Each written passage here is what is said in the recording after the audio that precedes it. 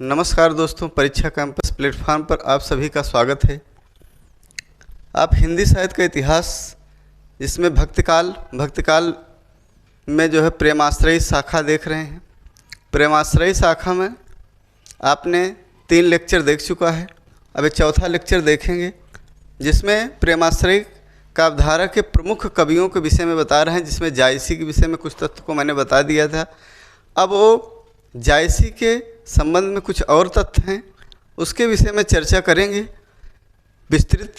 और उसमें क्या देखेंगे कि भाई पद्मावत के विषय में थोड़ा बहुत, और उसके बाद विद्वानों ने क्या कहा है उनके विषय में, उसको देखेंगे जो महत्वपूर्ण कथन हैं।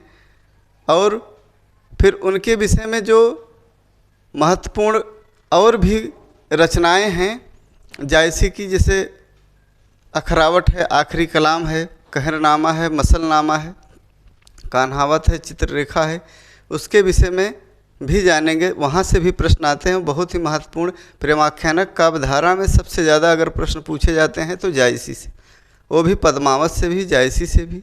देखते हैं आज का विषय। जैसा कि कवि ने स्वयं ग्रंथ की समाप्ति पर कहा है, यानी किस ग्रंथ की समाप्ति पर? पद्मावत की ग्रंथ की समाप्ति पर उन्होंने क्या कहा है?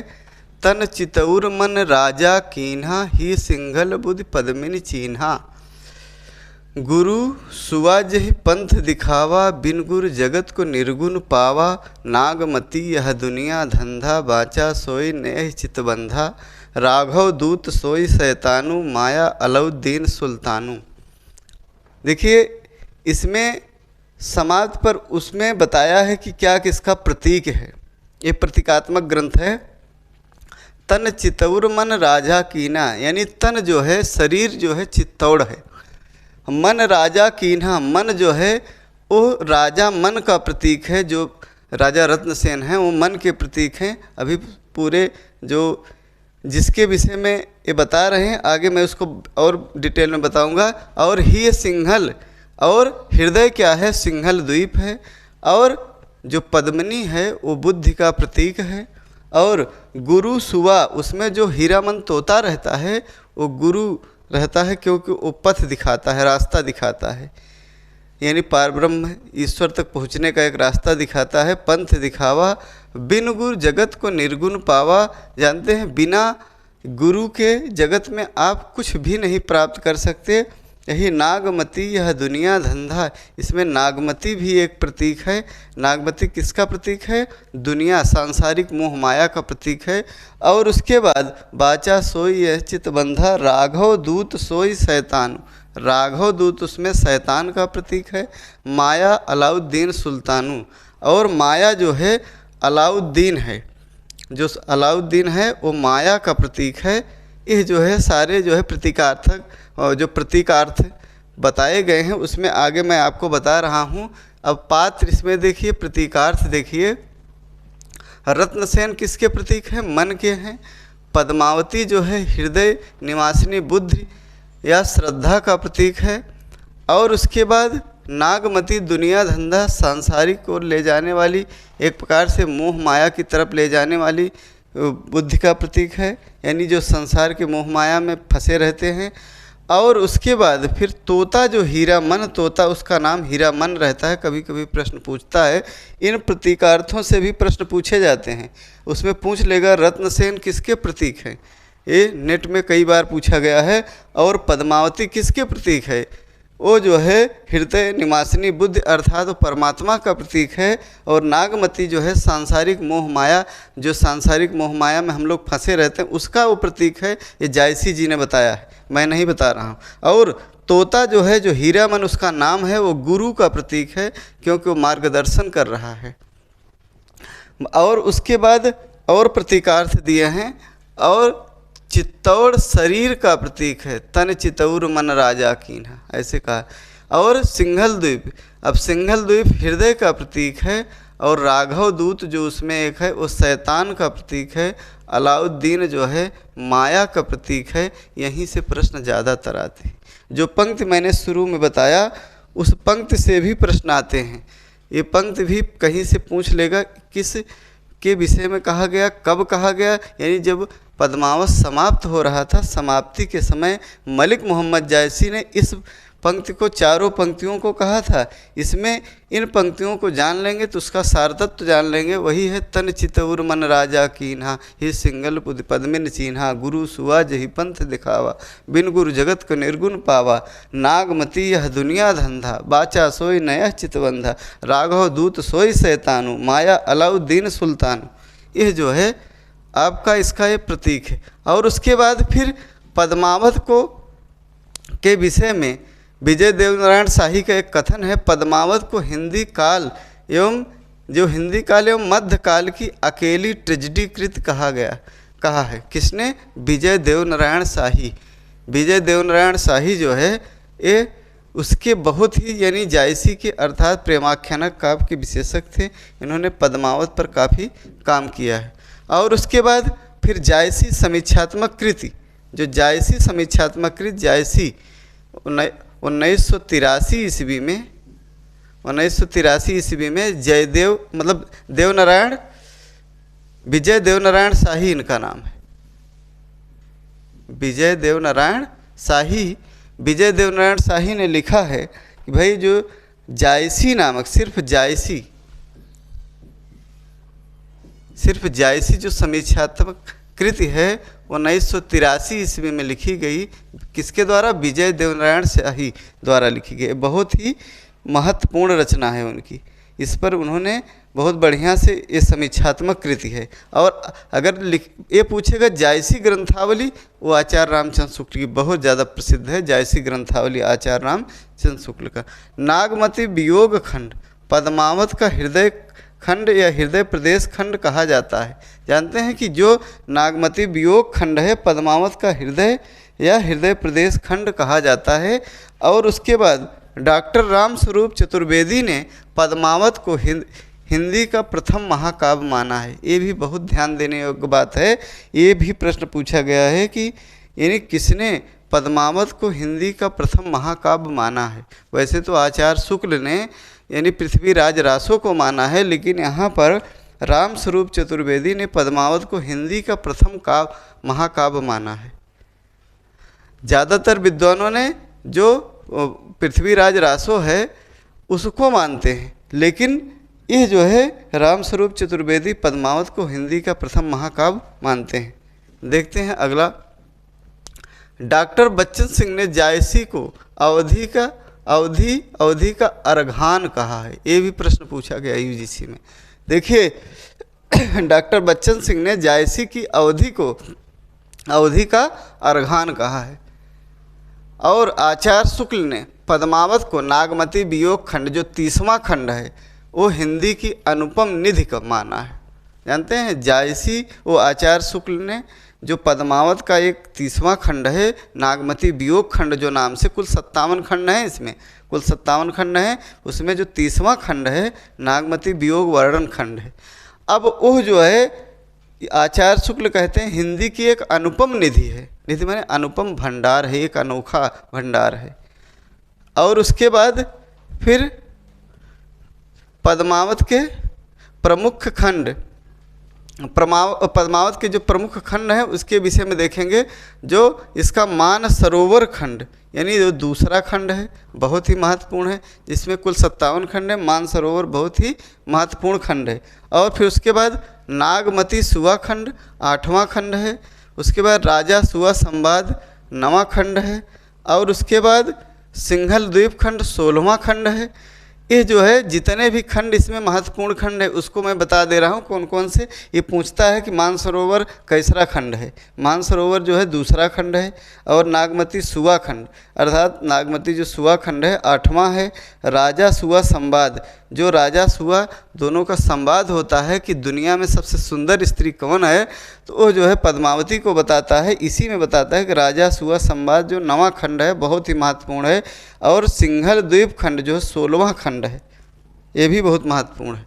और उसके बाद पद्मावती वियोग खंड ये 19वां खंड है।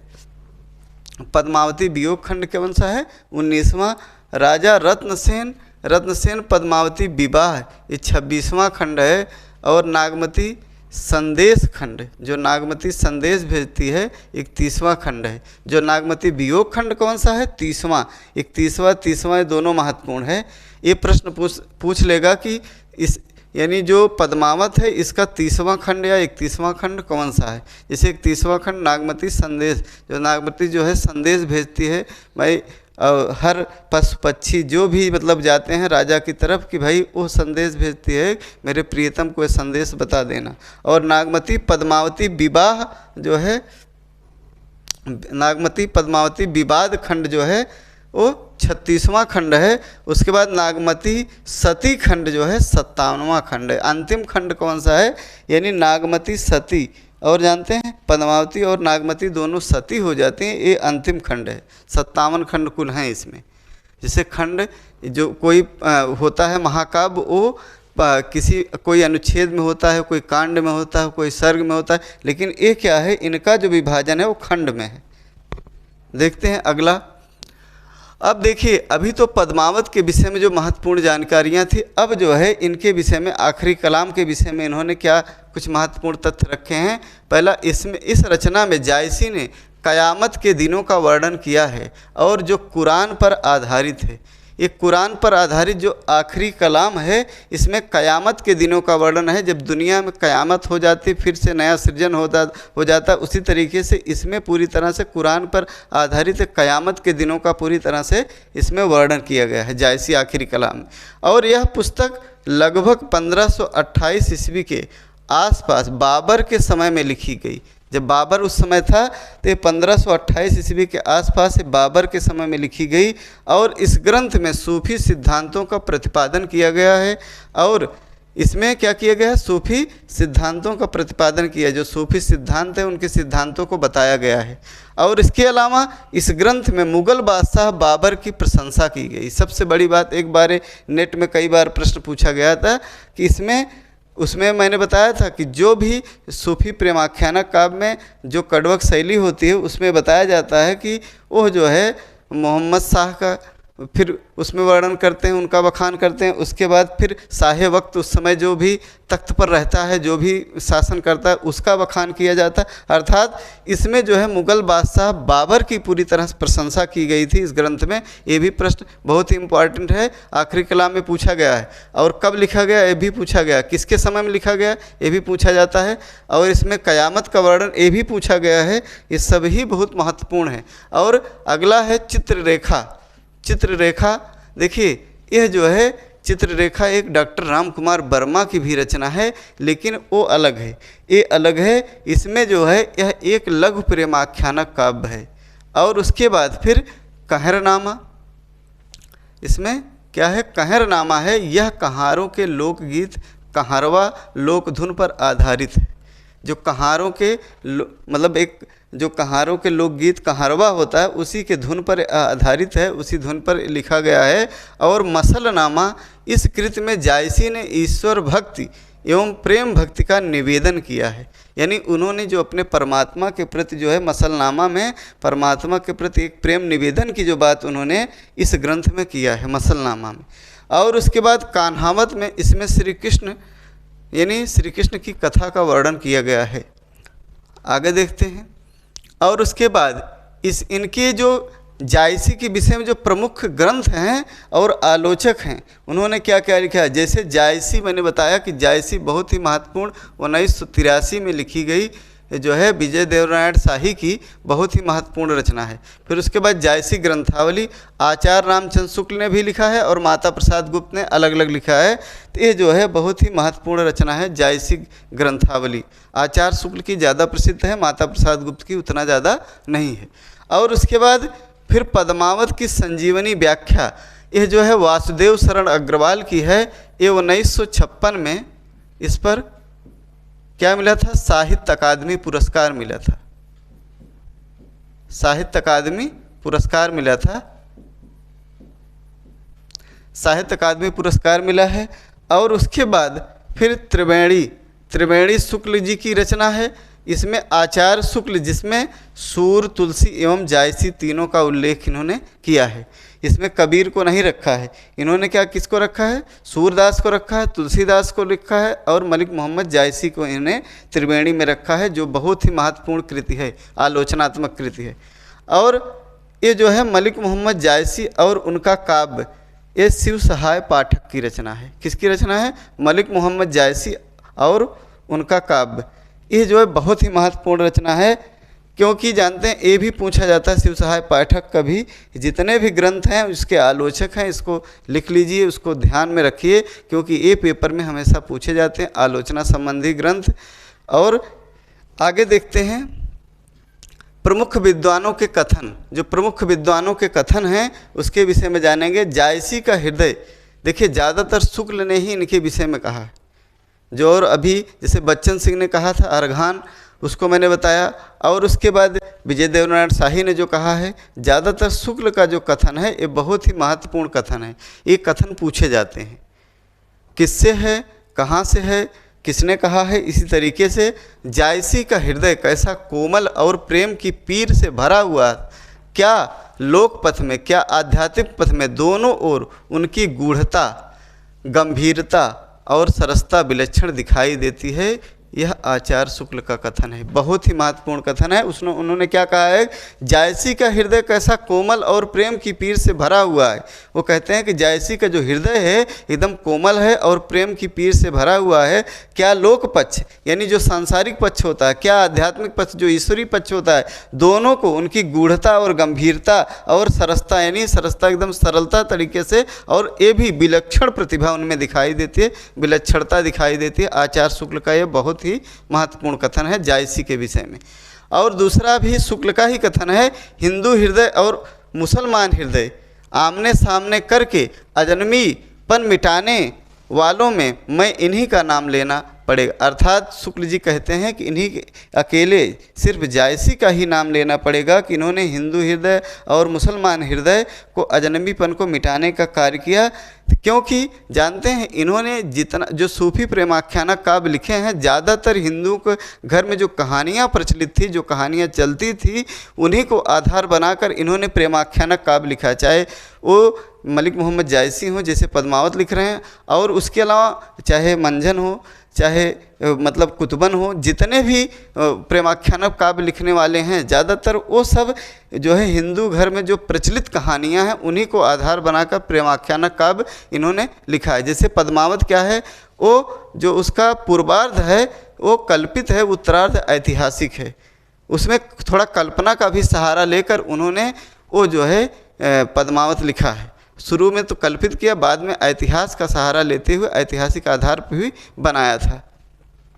और उसके बाद फिर अगला कथन है आचार्य शुक्ल का ही, कबीर ने केवल भिन्न। ये सब नेट में पूछे जाए, ये भी यूजीसी नेट में पूछा गया है, जान लीजिए। ये भी नेट में पूछा गया है, ये भी पूछा गया, ये भी सभी नेट में पूछे गए हैं प्रश्न।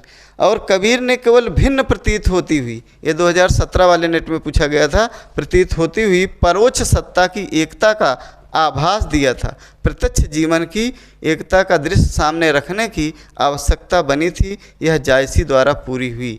जानते हैं इन्होंने क्या किया कि कबीर ने केवल भिन्न प्रतीत होती हुई, जो भिन्न मतलब अलग है, परोक्ष सत्ता की, यानी जो ईश्वर परमात्मा है, निराकार ब्रह्म है, उसकी जो है परोक्ष सत्ता की एकता का आभास दिया था। प्रत्यक्ष जीवन की एकता का दृश्य सामने रखने की आवश्यकता उनके अंदर नहीं पड़ी थी कबीर, लेकिन यह जायसी द्वारा पूरी हुई। ये शुक्ल जी ने कहा है जो है जायसी और कबीर को दोनों की तुलना करके। आगे देखते हैं। और जैसा कि कहा जा चुका है, प्रेम गाथा की परंपरा में पद्मावत, जो पद्मावत है सबसे प्रौढ़ है और सरस है, आचार्य शुक्ल का कथन है। आचार्य शुक्ल ने कहा है कि जैसा कि कहा जा चुका है, प्रेम गाथा की परंपरा में पद्मावत, जो पद्मावत है सबसे प्रौढ़ रचना है या सरस है, आचार्य शुक्ल ने इसे कहा है। ये बहुत ही महत्वपूर्ण ये भी कथन है। और अगला क्या है, जायसी के श्रृंगार में, ये जो है 2017 वाले नेट में पूछा गया था, जायसी के श्रृंगार में मानसिक पक्ष प्रधान और शारीरिक पक्ष गौड़ है। ज़्यादातर इसको लोगों ने विजय देवनारायण शाही लगा दिया था, ये गलत हो गया था। ये जो है त्रिवेणी से लिया गया है। किससे? त्रिवेणी से उन्होंने लिया है। त्रिवेणी से लिया है, त्रिवेणी से 32 नंबर पेज पर है, इसको ध्यान देखें। ये बहुत ही महत्वपूर्ण कथन है। त्रिवेणी से भी कई कथन इन्होंने मतलब वो नेट पूछता है। जैसे जायसी के श्रृंगार पक्ष में मानसिक पक्ष प्रधान है, जानते हैं उसमें मानसिक पक्ष ज़्यादा प्रधान है, शारीरिक पक्ष गौड़ है। जैसे क्या है कि वो शारीरिक पक्ष की मतलब जो ऊहात्मकता है उसको उन्होंने नहीं रखा, ज़्यादातर उन्होंने क्या रखा कि मानसिक पक्ष को रखा है। और उसके बाद अगला जो कथन है, पद्मावत अन्योक्ति मूलक काव्य नहीं है। ये जानते हैं अन्योक्ति मूलक काव्य नहीं है, यह घटनाक्रम के बीच बीच में प्रस्तुत के साथ अप्रस्तुत की व्यंजना के कारण इसे समासोक्ति मूलक काव्य कहा जा सकता है। आचार्य शुक्ल का बहुत ही महत्वपूर्ण कथन है ये भी, क्योंकि ये भी 17 वाले नेट में पूछा गया था। इसमें क्या कहा गया है कि पद्मावत अन्योक्त मूलक काव्य नहीं, यह घटनाक्रम के बीच बीच में प्रस्तुत के साथ अप्रस्तुत की व्यंजना के कारण समासोक्ति, जो समासोक्त अलंकार का यही उदाहरण भी होता है कि भाई जो प्रस्तुत के उसमें यही परिभाषा दी जाती है कि भाई प्रस्तुत के साथ अप्रस्तुत की जो व्यंजना करके उसी को समासोक्त अलंकार कहते हैं। तो मूलक काव्य कहा जा सकता है। इनका सबसे ज़्यादा इसको आचार्य शुक्ल ने समासोक्त मूलक काव्य भी कहा है। किसको? पद्मावत को, क्योंकि कई बार पेपर में आया भी है। उन्होंने पद्मावत को क्या कहा है? समासोक्त मूलक काव्य कहा है। देखिए इनके जो महत्वपूर्ण कथन थे ज़्यादा वो समाप्त हो गए। अब उसमें कुछ पंक्तियां हैं, देखिए पंक्तियों के विषय में 2-4 पंक्तियां कुछ उनसे पूछता है। अब जैसे पंक्तियां शुक्ल जी की हैं, अब उनके विषय में जैसे पीयूषो कहे सदेशड़ा, हे भौरा हे काग, तो सो धन बिरह जरमई तही का धुआं हम लाग। जानते हैं उन्होंने मतलब उस जो है कुछ ऐसी पंक्तियां हैं, और जैसे मानुष प्रेम भयउ बैकुंठी नाहित काह छार भय मूठी, विक्रम धसा प्रेम कै बारा सपनावत यह करे बारा। और उसके बाद वो जो है जो मैंने लास्ट में समाप्त होते समय पद्मावत जब समाप्त करते हैं उसमें जो उन्होंने तन चितौर मन राजा कीना, ही सिंगल पद बुद्मिन चीना, गुरु सुवा जही पंथ दिखावा, बिन गुरु जगत को निर्गुण पावा, नागमती यह दुनिया धंधा, बाचा सोई यह चितबंधा, राघव दूत सोई शैतानु, माया अलाउद्दीन सुल्तानु। ये पंक्ति बहुत पूछी जाती है, जान लीजिए। इन पंक्तियों को ध्यान दीजिएगा। और जैसे भाई उनमें इतनी ज़्यादा पंक्तियाँ हैं उसको बताना जो है यहाँ पर संभव नहीं है, इसीलिए जब जो महत्वपूर्ण पंक्तियाँ रहेंगी उसको मैं प्रश्नोत्तरी में रख दूंगा ताकि आपके लिए सुविधा हो। इसी के साथ आज का ये सेशन समाप्त हुआ। मिलते हैं अगले वीडियो में, तब तक के लिए धन्यवाद।